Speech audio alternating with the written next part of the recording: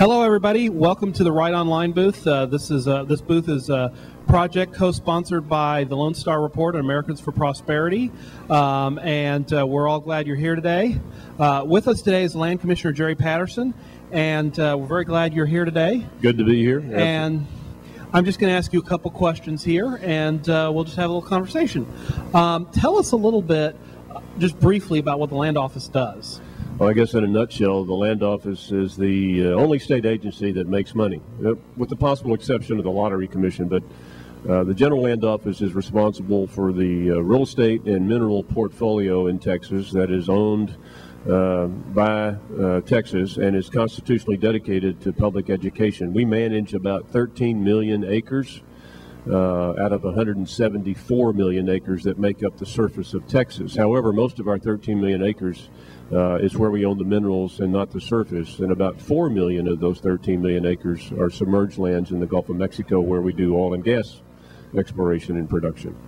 You know, one of the issues, of course, we're dealing a lot with is energy, and the fact that, as you know, gasoline became more expensive in this decade, and, we have to import a lot of petroleum products from people who don't like us. Yeah. And every barrel of oil and every bit of gas that we can drill here in Texas is one barrel we don't have to import. That's from people who aren't exactly members of our fan club. That's right. Now, when you came in office, you had a little dust-up with our friends at the Sierra Club. Yeah, that's right. Yeah, I did. And maybe you could talk a little bit about that and what you've been doing to promote domestic and state lands oil and gas exploration. Most of our oil and gas exploration that's under my portfolio is along the Texas coast. It's the bays and estuaries. It's the Gulf of Mexico going out 3 marine leagues, which is 9 nautical or 10.36 statute miles. We have set records in income. We've contributed about $10 billion. So it's very important. When I came in the office, we were producing and exploring for oil and gas near Padre Island in the mineral area that's owned by the state. Most of that was in Laguna Madre. Some of it was offshore. Many of the well locations were on Padre Island and directionally drilled out to a bottom hole in the Gulf or in Laguna Madre. Well, the Sierra Club decided that that was not good. They wanted to shut down exploration and production on Padre Island. Matter of fact, they lied. They said that at that time, it was President George W. Bush. They said George W. Bush is opening up the Padre Island National Seashore to oil and gas. Well, that's just wrong. We've been producing there for over 50 years. But, a little lie has never been a problem with some of these folks. So they sued us. They sued me personally, tried to shut down oil and gas. They used the turtles as an excuse, the Kemp Ridley turtles. But we said, no, we're not backing down. And we won that case, and we're still producing. And interestingly enough, the turtle populations are thriving along the Texas Gulf Coast, even though we continue to produce mostly natural gas on the Padre Island seashore. Well, another issue that you have long been associated with is the right to keep and bear arms. And maybe you could give some of our viewers and listeners a little short history, both prior to coming to the Land Office and the Land Office, how you've worked to help promote Second Amendment rights here in Texas. Well, in my view, the Second Amendment, I have this bumper sticker. Second Amendment, defender of the rest. Because in the final analysis, if a citizen is deprived the right to arms at some point in the future, it could be 50 years, it could be 100 years, all other provisions in the Bill of Rights might be in jeopardy. So as a member of the Texas Senate, I was the author of Texas Concealed Handgun Law.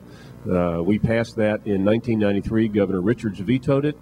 In the 1994 election, it was in large part one of the reasons she lost some traditional but conservative Democrat areas in East Texas, and George W. Bush was successful.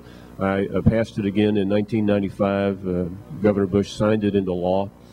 Notwithstanding the fact that every editorial board in the state of Texas said that this was going to be blood in the streets, wild, wild west, shootouts at every four-way stop. None of that happened. Texas is safer. And it's still, though, a constant fight. There's always a municipality or some other entity that says, oh, no, you can't do that here. Well, I'm sorry, you can. It's a constitutional right. One of the things that really shocked me when I first went to college in the early 90s was how anti-American some of academia can be, and how politically correct they are, and how they're trying to apologize for everything that they might think of that might have been wrong, and how they don't really appreciate some of the great things that we have here in America. You have played a real leadership role in standing up to a lot of that politically correct baloney.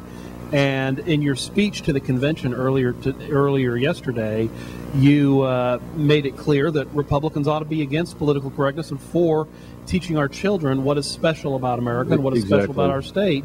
And maybe you could comment a little bit about that and the role that you've played in that area. Well, academia should be an unbiased source of information. It should be something that presents all aspects of any particular issue, but that's not the case, particularly in higher ed, for that matter in public ed.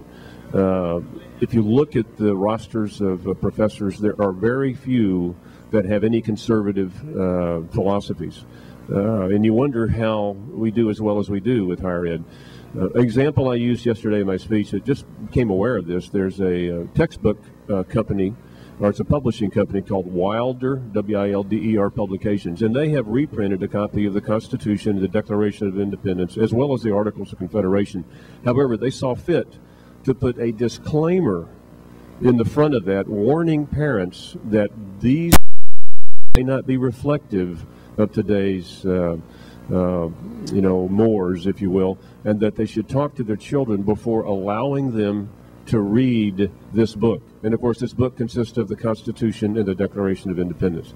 That's just amazing. So for those out there that say, oh no, that's just conspiracy theorists, that we're drifting away from our founders and our founders' documents, I use that as an example. Just Google Wilder, W-I-L-D-E-R Publications, and you'll see a lot of traffic on it. You can read it yourself.